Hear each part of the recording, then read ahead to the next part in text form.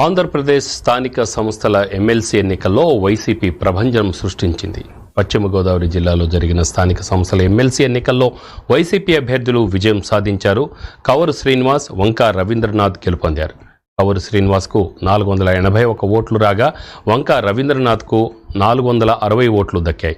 మరో అభ్యర్థి వీరవల్లి చంద్రశేఖర్కు 120 ఓట్లు వచ్చాయి. దీంతో 2 స్థానాలు వైసీపీ కైవసం చేసుకోగా ఆ పార్టీ శ్రేణుల్లో ఉత్సాహం నెలకొంది.